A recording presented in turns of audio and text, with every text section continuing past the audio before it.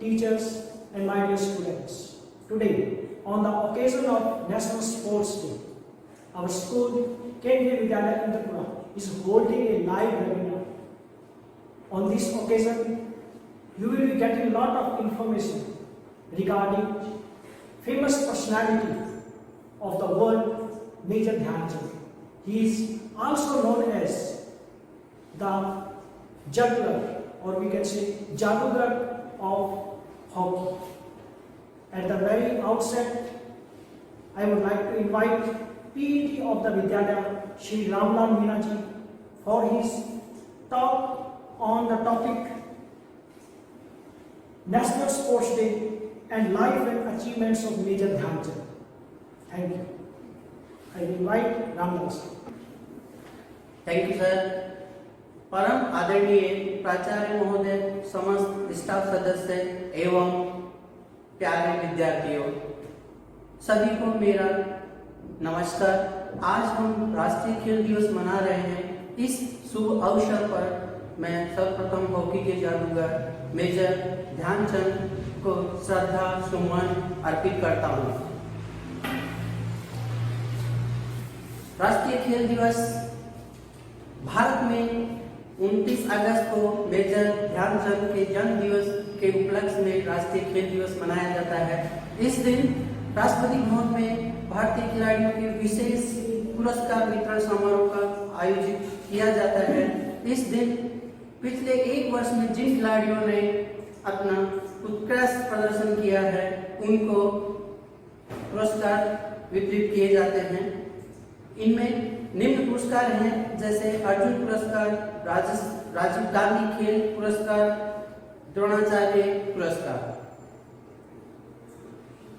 इस दिन पूरे देश में विभिन्न खेल प्रतियोगिताओं का आयोजन किया जाता है। मुख्य रूप से पूरे देश के सभी स्कूल इस दिन अपने वार्षिक खेल दिवस का जश्न मनाते हैं। हॉकी के जादूगर ध्यानचंद के स्मरण के अलावा राष्ट्रीय खेल दिवस पर युवाओं से एक दिन या केवल खुद के नाम को ऊंचा करने के लिए, बल्कि अपने देश का नाम ऊंचा करने की भी उम्मीद की जाती है। राष्ट्रीय खेल दिवस स्वस्थ जीवन शैली का समर्थन करता है और खेल समिति के एजेंडे पर जोर देता है, ताकि जितना संभव हो सके उतना लोगों की पहुंच खेल तक हो सके। हॉकी के ऐसे प्रतिभाशाली खिलाड़ी ध्यानचंद का जन्म 29 अगस्त 1905 को उत्तर प्रदेश के इलाहाबाद शहर में हुआ था। उनके पिता सोमेश्वर दत्त सिंह मूल रूप से पंजाब के निवासी थे और उस दिन ब्रिटिश इंडियन आर्मी में सूबेदार के पद पर इलाहाबाद में तैनात थे। कुछ दिनों बाद उनका स्थानांतरण झांसी में हो गया, इसलिए ध्यानचंद भी अपने पिता के साथ वहीं रहने चले आए। इनकी प्रारंभिक शिक्षा भी झांसी में हुई थी। अपने पिता के स्थानांतरणों से पढ़ाई के बाधित होने और हॉकी के प्रति अपनी दीवानगी के कारण केवल 6ठी कक्षा तक ही पढ़ पाए। इनके बचपन का नाम ध्यान सिंह था। वे बचपन में अपने मित्रों के साथ पेड़ की डाली से स्टिक और खराब कपड़ों की गेंद बनाकर हॉकी खेला करते थे। एक बार की बात है कि वे अपने पिता के साथ एक हॉकी मैच देख रहे थे। इसमें एक पक्ष विरोधी पक्ष ने लगातार कई गोल किए। कमजोर पक्ष की स्थिति देखकर ध्यानचंद ने अपने पिता से कहा कि यदि मैं इस पक्ष की तरफ होता तो परिणाम कुछ और ही होगा। वहीं पास में खड़ा आर्मी का एक ऑफिसर उनकी बात को सुन रहा था। उसने ध्यानचंद को कमजोर पक्ष की ओर से खेलने दिया और थोड़ी ही देर में विरोधी टीम के खिलाफ लगातार 4 गोल कर उन्होंने अपनी अद्भुत प्रतिभा का परिचय दिया। उस वक्त उनकी आयु मात्र 14 वर्ष थी। उनकी प्रतिभा से प्रभावित होकर कुछ समय बाद आर्मी के उस ऑफिसर ने उन्हें मात्र 16 वर्ष की आयु में इंडियन आर्मी में भर्ती कर लिया। इसके बाद हॉकी से उनका किसी न किसी रूप में जीवन पर्यंत रहा। आर्मी में शामिल होने के बाद उनके ब्राह्मण रेजिमेंट के कोच भोले तिवारी इनके पहले कोच बने कहा जाता है कि आर्मी में सिपाही के तौर पर कार्य करने के कारण उनके पास हॉकी खेलने के लिए वक्त नहीं होता था। इसलिए रात को जब उनके साथी सभी सो जाते थे तब ध्यानचंद चांद की रोशनी में हॉकी की प्रैक्टिस किया करते थे। इससे हॉकी के प्रति उनकी दीवानगी का पता चलता है। आर्मी में शामिल होने के साथ ही उनके हॉकी खिलाड़ी के रूप में करियर की शुरुआत तब हुई जब 21 वर्ष की आयु में उन्हें न्यूजीलैंड जाने भारतीय टीम में चुन लिया गया। इस दौरे में भारतीय सेना की टीम ने 21 से 18 मैच जीते। 23 वर्ष की उम्र में ध्यानचंद 1928 के एम्स्टर्डम ओलंपिक के पहली बार भाग ले रहे भारतीय हॉकी टीम के सदस्य चुने गए। यहाँ 4 मैचों में भारतीय टीम ने 23 गोल किए और अंत में स्वर्ण पदक जीतने में कामयाब रही। सन 1932 में लॉस एंजल्स ओलंपिक में भारत ने अमेरिका को 24-1 से हराया। इस मैच में ध्यानचंद एवं उनके बड़े भाई रूप सिंह ने 8 गोल किए थे। इस ओलंपिक में भी भारतीय टीम को स्वर्ण पदक प्राप्त हुआ। 1930 के बर्लिन ओलंपिक में ध्यानचंद भारतीय हॉकी ओलंपिक टीम के कप्तान थे। 15 अगस्त 1936 को हुए फाइनल मैच में भारत ने जर्मनी को 8-1 से हराकर स्वर्ण पदक पर कब्जा किया। इस मैच को जर्मनी का तत्कालीन तानाशाह हिटलर भी देख रहा था। कहा जाता है कि मैच खत्म होने के बाद स्वयं उसने ध्यानचंद से मुलाकात कर उनके खेल की तारीफ की और साथ में उनको यह भी कहा कि यदि आप जर्मनी के लिए खेलेंगे तो आपको जर्मनी में सेना का सर्वोच्च पद दिया जाएगा और जर्मनी की नागरिकता प्रदान की जाएगी। लेकिन मेजर ध्यानचंद ने उनको जवाब दिया कि मुझे भारत के लिए खेलना मेरे लिए गौरव है, इससे बढ़कर और कुछ नहीं है। तो देखिए, एक महान प्रतिभाशाली खिलाड़ी ने इतना दिया गया लालच को ठुकरा के अपने देश के लिए बताया कि मेरा देश कितना इंपॉर्टेंट है। आगे भारतीय हॉकी टीम ने वर्ष भर में कुल 37 मैच खेलकर 338 गोल बनाए थे और इनमें से 133 गोल ध्यानचंद ने किए थे। उनके भारतीय हॉकी टीम के सदस्य रहते हुए टीम ने विभिन्न ओलंपिक खेलों में कुल 28 गोल किए थे। इनमें से 11 गोल ध्यानचंद के नाम थे। ओलंपिक और उसके क्वालिफाई मैचों में 101 गोल करने और अन्य इंटरनेशनल मैचों में 300 गोल करने का रिकॉर्ड उन्हीं के खाते में है। उन्होंने अपने हॉकी जीवन में जितने गोल किए उतने हॉकी के खिलाड़ी अपने पूरे जीवन में नहीं कर पाते हैं। उनके करिश्माई खेल का ही नतीजा था कि इंग्लैंड में एक मैच के दौरान उनकी स्टिक को तोड़कर देखा गया कि कहीं उसमें चुंबक तो नहीं लगी हुई है। जापान में उनकी हॉकी स्टिक का यह सच सामने जानने के लिए परीक्षण किया गया था कि कहीं उसमें गोंद का प्रयोग तो नहीं हुआ है। उनके प्रदर्शन के दम पर ही भारतीय हॉकी टीम ने 3 बार 1928 के एम्स्टर्डम ओलंपिक, 1932 के लॉस एंजल्स ओलंपिक और 1936 के बर्लिन ओलंपिक में स्वर्ण पदक प्राप्त किया। यह है भारतीय हॉकी को उनका सबसे बड़ा योगदान है। 1948 ईस्वी में इन्होंने प्रथम श्रेणी हॉकी से अलविदा कह दिया था। ध्यानचंद की उपलब्धियों को देखते हुए उन्हें विभिन्न पुरस्कारों एवं सम्मानों से विभूषित किया गया। 1956 ईस्वी में 51 वर्ष की उम्र में जब भारतीय सेना के मेजर पद से सेवानिवृत्त हुए तो उसी वर्ष भारत सरकार ने उन्हें पद्म भूषण से अलंकृत किया। उनके जन्मदिन 29 अगस्त को राष्ट्रीय खेल दिवस के रूप में मनाने की घोषणा हुई। उनको सम्मानित करने के लिए वियना में एक स्पोर्ट्स क्लब में उनकी एक मूर्ति लगाई गई है जिसमें उनको 4 हाथ में 4 स्टिक पकड़े हुए दिखाया गया है। दिल्ली में एक स्टेडियम का नाम उनके नाम पर मेजर ध्यानचंद स्टेडियम रखा गया एवं भारतीय ओलंपिक संघ ने उन्हें शताब्दी का खिलाड़ी घोषित किया। अपने जीवन काल में अभूतपूर्व उपलब्धियां हासिल करने के बाद भी इस महान व्यक्तित्व ने अपनी आत्मकथा गोल में लिखा, आपको मालूम होना चाहिए कि मैं बहुत साधारण आदमी हूँ। हॉकी की नहीं, खेलों के इतिहास में भी ध्यानचंद का नाम हमेशा अमर रहेगा। अंत में मैं कहना चाहूंगा कि आज आवश्यकता इस बात की है कि हम सब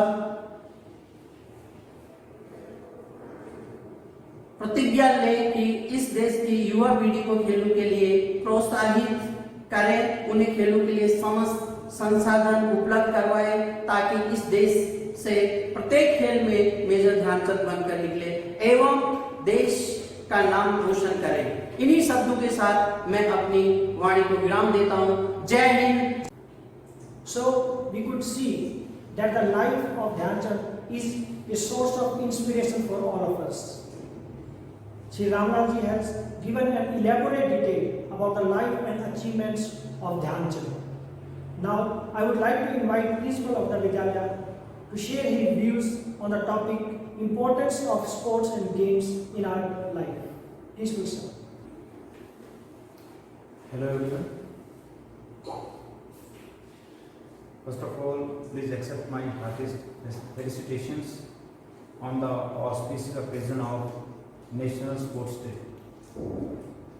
At the very outset, let me pay my sincere homage to the great hockey legend Major Dhyan Chand, whose birth anniversary is being celebrated as National Sports Day all over the country. Kendriya Vidyalaya Indrapura welcomes all the parents, staff members and dear students to this webinar on the occasion of National Sports Day. Dear students, we all know that sports and games have a very great place in our life. Games and sports are not just a source of entertainment, a way of passing time, rather they are source of so many things we can't generally imagine. They are great educators. Yes, we learn so many things from games. We learn discipline. This is the first thing that we learn from games. Only a disciplined person can become a good sportsman. Then we learn team spirit. When we are playing in a team game, and if we are not supporting, if we are not playing with the team spirit with other players, definitely the team can't win. So what a game requires is that we should have fellow being, the spirit of fellow beingness. Moreover, we should have the spirit of working as a team. We should work to achieve the target, taking the help and giving the help to all the members of the team. Games and sports teach us the importance of time, because we know that in a particular game, for example, we can take the example of football or kabaddi. We know that with the passage of every single second, the team either gets a chance or loses a chance to win the game. You may have seen that when just a few minutes or half a minute is left, you can see the desperation of the team, the opposite team, who is on the losing side. So it is games and sports which teach us the value of time also, punctuality, team spirit. Moreover, the games and sports keep us fit, both physically as well as mentally. As it is said, a sound mind resides in a sound body, and games and sports keep our body fit. If we make it a habit to play games regularly in the morning or in the evening or during the day, definitely we will be a fitter person both physically as well as mentally, because after playing games our body gets relaxed also. In this hectic life, if we spare some time to play games, and if we play games suppose in the evening, definitely we will have a sound sleep at night. Our mind will be relaxed. Moreover, the extra calories that we would burn during playing games will help us to keep our bodies fit. We would lose the extra fat that we have accumulated by our wrong ways of wrong ways of living the life. So, what I want is that on this auspicious occasion of National Sports Day, let us take a pledge that we will all play, be it indigenous game or some national game or the games of international level. Whatever resources we have in the Vidyalaya at home, we will make full use of them and we will play. Yes, we will play for ourselves, we will play for the country, we will play for the world. So, once again, I pay my sincere homage to Major Dhyan Chand, the wizard of hockey, and I just urge you all to be good sportsmen, to play and work for the nation. Jai Hind, Jai Bharat. Rightly said by Principal Sir, it's only in a sound body that a sound mind resides. And moreover, today is the day to take some vow, to take some challenge and to learn from the life of Dhyan Chand. It's a day to look forward to achieve something ourselves also in our life. In our next content, I would like to call upon our Om Prakash Dhaka ji, PGT Hindi, to share his views on the topic fitness and wellness through sports. Please, sir. परम आदरणीय प्राचार्य महोदय, समस्त staff सदस्य, अभिभावकगण एवं प्यारे विद्यार्थी, आज राष्ट्रीय खेल दिवस के इस शुभ अवसर पर मैं आप सभी को हार्दिक शुभकामनाएं प्रेषित करता हूँ। प्यारे विद्यार्थियों, हम प्रतिवर्ष 29 अगस्त को राष्ट्रीय खेल दिवस मनाते हैं। आज ही के दिन 29 अगस्त 1905 को हॉकी के जादूगर मेजर ध्यानचंद का जन्म हुआ था।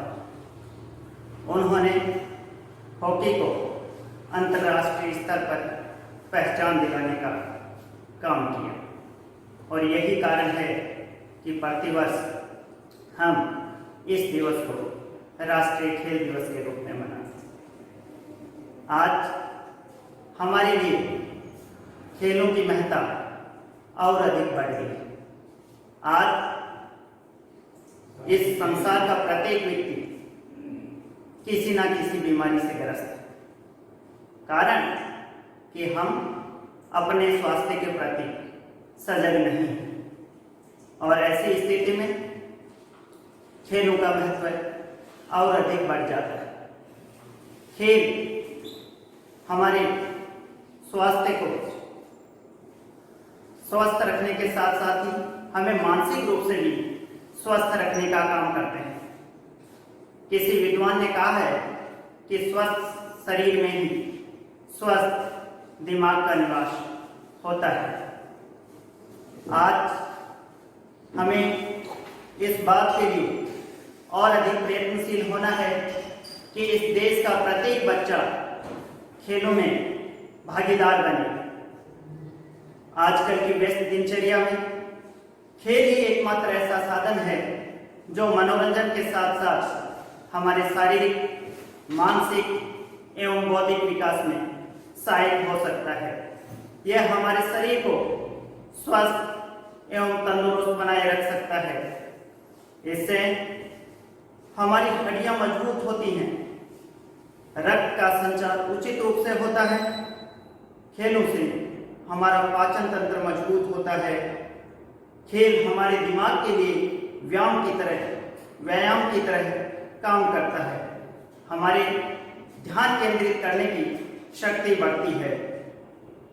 हमारा दिन, अगर हम खेल खेलते हैं तो एक अच्छा दिन और खुशनुमा दिन हमारे लिए होता है।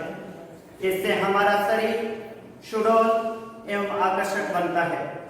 हमारा आलस्य दूर होता है। मनुष्य के व्यक्तित्व के विकास में खेलों की अहम भूमिका होती है। खेल मनुष्य को आत्मनिर्भर बनाने के साथ साथ उसे जीवन की सफलता प्राप्त करने में भी अहम भूमिका निभाते हैं। जैसे जीवन के व्यवस्थित रूप से चलने के लिए हमारे शरीर का स्वस्थ होना आवश्यक है, उसी प्रकार शरीर के पूर्ण विकास हेतु भी खेलों का हमारे जीवन में होना बहुत आवश्यक है। खेलों में भाग लेने से हमारे शरीर का अच्छा व्यायाम होता है। यह बालकों एवं युवाओं के मानसिक और शारीरिक दोनों ही विकास में अत्यंत महत्वपूर्ण भूमिका निभाता है। लेकिन कुछ माता पिता खेलों को सिर्फ मनोरंजन का साधन समझते हैं। वह अपने बच्चों को खेलने से रोकते हैं, इसका विरोध करते हैं, परंतु उन्हें इस बात का पता नहीं कि जो बच्चा एक अच्छा खिलाड़ी है वो हर क्षेत्र में अच्छा व्यक्ति बनेगा। उसका दिमाग अच्छे से कार्य करेगा। वो किसी भी कार्य को पूर्ण रुचि के साथ करेगा। इसलिए दिमाग के संतुलित विकास में खेलों का महत्वपूर्ण योगदान है। हम कह सकते हैं कि इससे मनुष्य के आत्मविश्वास से बनने के साथ साथ उसके प्रगतिशील बनने में भी खेलों की महत्वपूर्ण भूमिका होती है। आज जरूरत इस बात की है कि हम युवा पीढ़ी को किताबी ज्ञान के साथ साथ खेलों से भी जोड़ें। खेलों में उनकी रुचि बढ़ाएं, उन्हें समस्त प्रकार के संसाधन उपलब्ध करवाएं जो उन्हें खेलों में भी आगे बढ़ने में सहायक हों। अतः आज हम सब इस बात का प्रण लें कि खेलों में भागीदारी बढ़ाएंगे तथा एक स्वस्थ एवं सुदृढ़ भारत बनाएंगे। जय हिंद, जय Bharat. Thanks, Om Prakash ji. We have seen that we are passing through a time which is quite challenging. It is a pandemic which has thrown to us challenges that we have to live confined in our houses. But KDS is a torch bearer whenever the challenges come to us. Our students are not far behind in taking up the challenges and coming victorious. During this period also, our students remained at home, did online study. At the same time, they kept themselves fit. Now, I would like to invite our student of class 8, Raina, to deliver her views on how she kept herself fit. She just wants to share her experiences on fitness at home. Raina. Respected principal sir, teachers and my dear friends, today I stand before you to give my feedback regarding fitness at home during COVID-19 pandemic. At the very outset, I would like to extend my gratitude to the Vidyalaya authorities and careers for providing me ample opportunities for self-growth in a variety of ways. Although it was quite monotonous in the initial days of lockdown, yet with motivation from my teachers, especially PET Shri Ramlal Meena sir, I took up a challenge to keep myself fit physically and peaceful mentally. I started doing exercises I used to do on the spot jogging, followed by stretching, a few rounds of Surya Namaskar. yogasanas, and pranayama. Earlier, I never liked doing yoga. As in the school, we used to play in the ground. But during my continuous practice in lockdown period, I found that it was more relaxing and energizing than routine exercises. My concentration has improved and I am feeling more focused. Moreover, I would like to give feedback regarding my change in food habits along with exercises. I am continuously taking homemade hygienic food containing fruits, juice, salad, etc. Recently, KVS has launched Fit India Freedom Run on 15th August. I have also started running in the school campus as I am staying at school quarter. Now, I can say that health is wealth, and it is my personal experience that it is only in a sound body that a sound mind resides. Once again, I feel thankful to KVS for keeping us turned through online guidance, not only in academics but in sports also. Thank you. आज हमारे लिए बड़े हर्ष की बात है कि हमारे विद्यालय में अंतर्राष्ट्रीय स्तर के खिलाड़ी हमारे बीच आज मौजूद हैं और राष्ट्रीय खेल दिवस के अवसर पर वे आज आपको प्रोत्साहित करने के लिए अपने विचार यहाँ रखेंगे। मैं श्रीमान राजवीर सिंह भालोटिया, खेल शिक्षक, राजकीय उच्च माध्यमिक विद्यालय कटराना का हार्दिक अभिनंदन और स्वागत करता हूँ। इससे पहले कि वो आपसे रूबरू हों, मैं उनके बारे में संक्षेप में कुछ उनकी उपलब्धियाँ बताना चाहूँगा। श्रीमान राजवीर सिंह भालोटिया ने दक्षिण एशियन मास्टर्स ओपन चैंपियनशिप में स्वर्ण पदक एवं रजत पदक प्राप्त किया है 2019 में। साथ ही उन्होंने 2018 में भारत बांग्लादेश अंतर्राष्ट्रीय एथलेटिक्स चैंपियनशिप नेहरू स्टेडियम नई दिल्ली में स्वर्ण एवं ब्रॉन्ज मेडल हासिल किया। इसी प्रकार उन्होंने 2018 में अखिल भारतीय मास्टर्स मीट में डिस्कस थ्रो में स्वर्ण एवं शॉट पुट में भी स्वर्ण पदक प्राप्त किया। उन्होंने अखिल भारतीय पुलिस खेलों में सन 1991 में रजत पदक प्राप्त किया। भालोटिया जी NSNIS पटियाला से एथलेटिक्स कोच में डिप्लोमा प्राप्त कोच हैं। इनके उपलब्धियों की लिस्ट बहुत बड़ी है। इन्होंने स्कूली और अन्य राज्य व राष्ट्रीय स्तर पर हुई प्रतियोगिताओं में 3 दर्जन से अधिक पदक प्राप्त किए हैं। तो अब मैं श्रीमान को आमंत्रित करता हूं कि वो अपने विचार रखें। आप सभी को नमस्कार। राष्ट्रीय खेल दिवस 2020 के अवसर पर मैं सर्वप्रथम हॉकी के जादूगर मेजर ध्यानचंद को उनकी जयंती पर श्रद्धा सुमन अर्पित करता हूं। मेरे लिए ये सौभाग्य की बात है कि इस पावन अवसर पर मुझे केंद्रीय विद्यालय के विद्यार्थियों, स्टाफ और अभिभावकों से रूबरू होने का अवसर प्राप्त हुआ है। प्यारे बच्चों, जैसा कि आप जानते हो, खेलों का हमारे जीवन में बहुत महत्व है। खेलकूद मनुष्य के जीवन का एक अभिन्न अंग है। जीवन के अन्य कार्यकलापों के साथ साथ खेलकूद के लिए भी समय निकालना बहुत आवश्यक है। आपने कहावत सुनी होगी, स्वस्थ शरीर में स्वस्थ मस्तिष्क निवास करता है। यानी अगर आप शारीरिक परिश्रम करेंगे और खेलकूद में भाग लेंगे तो आप स्वस्थ रहेंगे और साथ ही आप अपने रोज के सभी कार्य सक्रिय रूप से कर पाएंगे। हर मनुष्य को मानसिक और शारीरिक दोनों प्रकार से स्वस्थ रहना बहुत ही आवश्यक होता है, जिसमें खेलकूद बहुत अहम भूमिका निभाते हैं। खेलकूद से हमारे मन का तनाव दूर होता है और इससे मन और शरीर को शांति मिलती है। कभी कभी यही खेलकूद जीवन के मुश्किल समय में शरीर को शक्ति प्रदान करते हैं। खेलकूद शरीर में रक्त संचरण को सही रखता है। नियमित रूप से व्यायाम और खेलकूद में भाग लेने वाले लोग समय के महत्व को सही रूप में समझ पाते हैं। ऐसा इसलिए क्योंकि खेलकूद प्रतियोगिताओं में हर एक मिनट और सेकंड का बहुत मूल्य होता है, जिसके कारण जीवन में भी समय के मूल्य को वो लोग समझ पाते हैं। खेलकूद बच्चों के साथ साथ बड़ों को भी जरूरी है। ये अपने हर दिन के ऑफिस के कामों के बाद परिवार के साथ समय बिताने के लिए अच्छा है। बढ़ते बच्चों के लिए खेल में भाग लेना बहुत अच्छा होता है, क्योंकि इससे उनका मानसिक और शारीरिक विकास और बेहतर तरीके से होता है। कई लोगों को लगता है कि खेल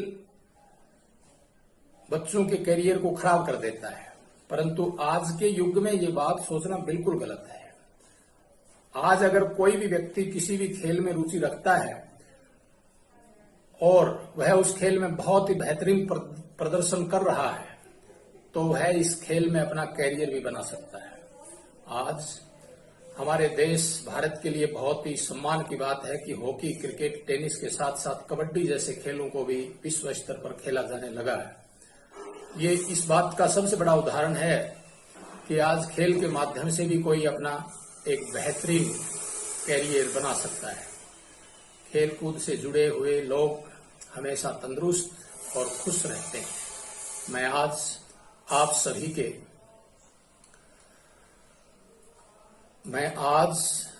आप सभी से बस इतना ही अनुरोध करना चाहूंगा कि खेलों के प्रति मन में लगाव पैदा करें और खेलों को अपने जीवन का अभिन्न अंग बनाएं। आप स्वस्थ रहें, तंदुरुस्त रहें, ऐसी मैं ईश्वर से कामना करता हूं। मैं इस अवसर पर केंद्रीय विद्यालय इंद्रपुरा के प्राचार्य आदरणीय श्री रविंद्र कुमार जी का आभार प्रकट करता हूं कि उन्होंने मुझे इस कार्यक्रम में शामिल होने का अवसर प्रदान किया। आप सभी का बहुत बहुत धन्यवाद। जय हिंद, जय भारत। समक्ष हम एक छोटी सी डॉक्यूमेंट्री जो बीबीसी द्वारा तैयार की गई है आपको दिखाने जा रहे हैं। और यह डॉक्यूमेंट्री महान खिलाड़ी एवं हॉकी के जादूगर मेजर ध्यानचंद पर आधारित है। तो आशा करता हूं कि इस डॉक्यूमेंट्री को देखकर निश्चित रूप से आप इस खिलाड़ी के बारे में, इस महान खिलाड़ी के बारे में बेहतर राय बना पाएंगे और उनसे प्रेरित निश्चित रूप से होंगे। किसी खिलाड़ी की महानता को नापने का सबसे बड़ा पैमाना है कि उसके साथ कितनी किंवदंतियां जुड़ी हुई हैं। इस हिसाब से तो मेजर ध्यानचंद का कोई जवाब नहीं था। हॉलैंड में लोगों ने उनकी हॉकी स्टिक तोड़वा कर देखी थी कि कहीं उसमें चुंबक तो नहीं लगा है। जापान के लोगों को अंदेशा था कि उन्होंने अपनी स्टिक में गोंद लगा रखी है। हो सकता है कि इनमें से कुछ बातें बढ़ा चढ़ा कर कही गई हों, लेकिन अपने जमाने में इस खिलाड़ी ने किस हद तक अपना लोहा मनवाया था, इसका अंदाजा इस बात से लगाया जा सकता है कि वियना के स्पोर्ट्स क्लब में उनकी एक मूर्ति लगाई गई थी जिसमें उनके 4 हाथ और उनमें 4 स्टिकें दिखाई गई थी, मानो वो कोई देवता हो। पूर्व ओलंपियन कमांडर नंदी सिंह ने बीबीसी से बात करते हुए कहा था, अब दुनिया कहती है जी उनके हॉकी के साथ बॉल जो है चिपक जाता था। वो एक ऐसे प्लेयर थे जो कि बॉल को अपने पास रखते ही नहीं थे। ये गलत ख्याल है कि वो बहुत ड्रिबलिंग करते थे। वो बिल्कुल ड्रिबल नहीं करते थे। वो एकदम पास देते थे, सही पास देते थे और एक इंच का मिना हुआ पास देते थे, जो कि आगे जिसको देना है पास, जिसको रिसीव करना है, उसको कोई तकलीफ ना हो। उसके राइट फुट के सामने बॉल खड़ा हो और वो आगे लेके भागे। उनकी जो काबिलियत थी वो सबसे अच्छी वो थी गोल स्कोरिंग। किसी भी एंगल से वो गोल स्कोर कर सकते थे, कहीं भी हो। उन्होंने बॉल जो है वो जैसा ऐसे है कि जो 2 पोल हैं उनके दिमाग में गड़े हुए और उनके बीच में से बॉल जाना है। उनकी स्कोरिंग पावर बहुत ही अच्छी थी। ध्यानचंद की सौम्यता और नेक नियति के सभी कायल थे। ध्यानचंद की पत्नी स्वर्गीय जानकी देवी ने एक बार बीबीसी को उनके बारे में एक दिलचस्प किस्सा सुनाया था। कलकत्ता गए खेलने को तो एक प्लेयर ने इनको एक सर में हॉकी मार दिया। उन्होंने उस लड़के का प्लेयर का कंधा थपथपाया। शाबाश बेटा, कोई बात नहीं है। अब 10 मिनट रह गए थे खेलने का।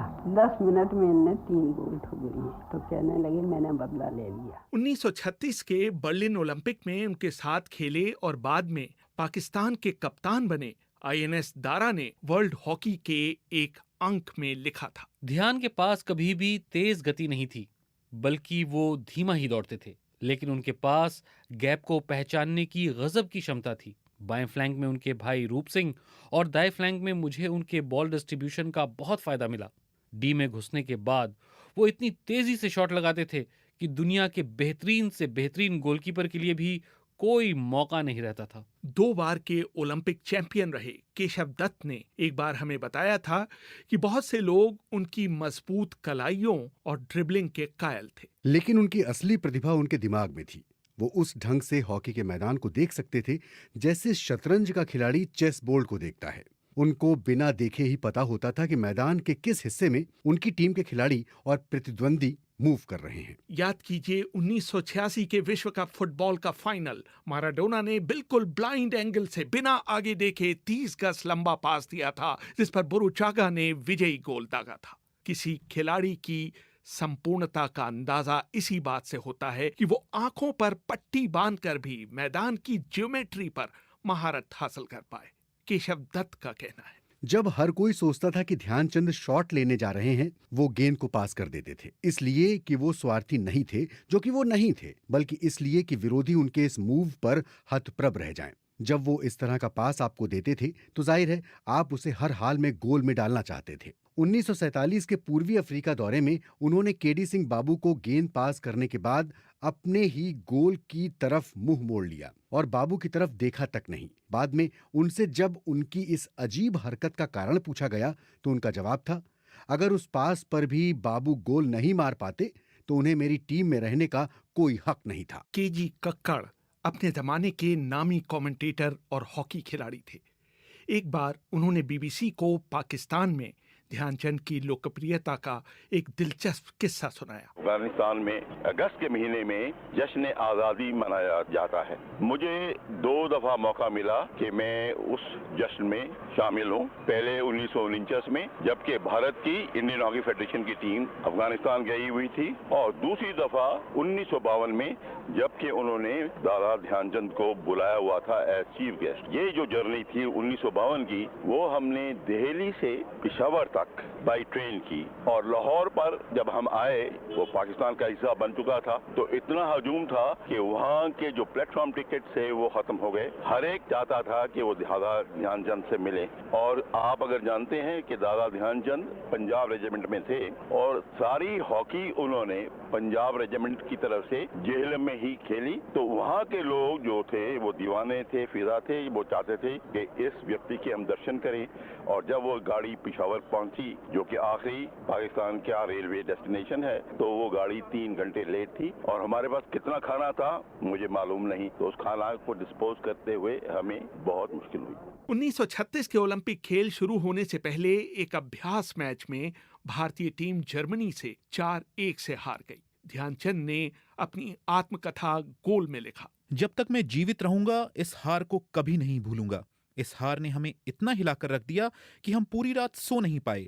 हमने तय किया कि इनसाइड राइट पर खेलने के लिए आईएनएस दारा को तुरंत भारत से हवाई जहाज से बर्लिन बुलाया जाए। जर्मनी के खिलाफ फाइनल मैच 14 अगस्त 1936 को खेला जाना था, लेकिन उस दिन बहुत बारिश हो गई, इसलिए मैच अगले दिन यानी 15 अगस्त को खेला गया।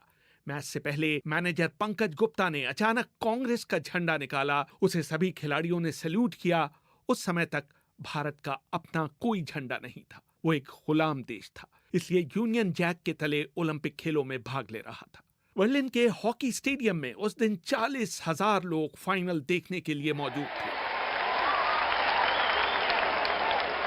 देखने वालों में बड़ौदा के महाराजा और भोपाल की बेगम के साथ साथ जर्मन नेतृत्व के चोटी के लोग मौजूद थे। हाफ टाइम तक भारत सिर्फ 1 गोल से आगे था। इसके बाद ध्यानचंद ने अपने स्पाइक वाले जूते उतारे और नंगे पांव खेलने लगे। इसके बाद तो गोलों की झड़ी लग गई। दारा ने बाद में लिखा, 6 गोल खाने के बाद जर्मन रफ हॉकी खेलने लगे। उनके गोलकीपर की हॉकी ध्यानचंद के मुंह पर इतनी जोर से लगी कि उनका दांत टूट गया। उपचार के बाद मैदान में वापस आने के बाद ध्यानचंद ने खिलाड़ियों को निर्देश दिए कि अब कोई गोल नहीं मारा जाए, सिर्फ जर्मन खिलाड़ियों को यह दिखाया जाए कि गेंद पर नियंत्रण कैसे किया जाता है। इसके बाद हम बार बार गेंद को जर्मन डी में ले जाते और फिर गेंद को बैक पास कर देते। जर्मन खिलाड़ियों को समझ में ही नहीं आ रहा था कि ये हो क्या रहा है। भारत ने जर्मनी को 8-1 से हराया और उसमें 3 गोल ध्यानचंद ने किए। ध्यानचंद के पुत्र और म्यूनिक ओलंपिक में कांस्य पदक विजेता अशोक कुमार ने बीबीसी को बताया। 72 की बात है, मैं प्रैक्टिस करने के लिए वहाँ पर हमारी टीम मौजूद थी ग्राउंड के ऊपर और हम लोग प्रैक्टिस कर रहे थे। तो एकाएक मैंने देखा कि एक स्ट्रेचर के ऊपर एक शख्स चले आ रहे हैं, लोग उनको लेके आ रहे हैं। तो उन्होंने पूछा, इंक्वायर किया कि अशोक कुमार कौन है, तो उन्होंने पता है, तो मुझसे मिलने आए और उसके बाद वो इतने भावपूर्ण तरीके से उन्होंने मुझसे बातें करी ध्यानचंद के बारे में। और उस टाइम की कटिंग्स जो 36 की कटिंग्स जर्मन में निकली थी वो उन्होंने मुझे दिखाई और एक बंडल जो था वो पूरा दिखाया कि ये तुम्हारे पिताजी Dhyanchand, father your father was like this like that, like छोटी टूटी फूटी अंग्रेजी में, बट आई कुड अंडरस्टैंड क्या कहना चाहते हो। तो ध्यानचंद के अंदर ऐसी क्या खास बात रही होगी उस जमाने में, 36 में ब्रिटिश आर्मी में रहे और सिपाही से मेजर के पद तक पहुंचे, ये भी एक बहुत बड़ी बात उस जमाने में, जबकि हम गुलाम देश के निवासी थे। लेकिन उन्होंने भी उतनी महत्ता दी उनको कि एक मामूली सिपाही को उन्होंने एक ऑनरी मेजर का पद दिया। भारत लौटने के बाद ध्यानचंद के साथ एक मजेदार घटना हुई। फिल्म अभिनेता पृथ्वीराज कपूर ध्यानचंद के फैन थे। एक बार मुंबई में हो रहे एक मैच में वो अपने साथ नामी गायक कुंदनलाल सहगल को ले आए। ध्यानचंद पर लिखी एक किताब में निकेत भूषण लिखते हैं, हाफ टाइम तक कोई गोल नहीं हो पाया। सहगल ने कहा कि उन्होंने दोनों भाइयों का बहुत नाम सुना है। मुझे ताज्जुब है कि आप में से कोई आधे समय तक एक गोल भी नहीं कर पाया। रूप सिंह ने तब सहगल से पूछा कि क्या हम जितने गोल मारें उतने गाने हमें आप सुनाएंगे। सहगल राजी हो गए। दूसरे हाफ में दोनों भाइयों ने मिलकर 12 गोल दागे, लेकिन फाइनल विसिल बजने से पहले सहगल स्टेडियम छोड़कर जा चुके थे। अगले दिन सहगल ने अपने स्टूडियो तक आने के लिए ध्यानचंद के पास अपनी कार भेजी, लेकिन जब ध्यानचंद वहां पहुंचे तो सहगल ने कहा कि गाना गाने का उनका मूड उखड़ चुका है। ध्यानचंद बहुत निराश हुए कि सहगल ने नाहक ही उनका समय खराब किया। लेकिन अगले दिन सहगल खुद अपनी कार में उस जगह पहुंचे जहां उनकी टीम ठहरी हुई थी और उन्होंने उनके लिए 14 गाने गाए। ना सिर्फ गाने गाए बल्कि उन्होंने हर खिलाड़ी को एक एक घड़ी भी भेंट की।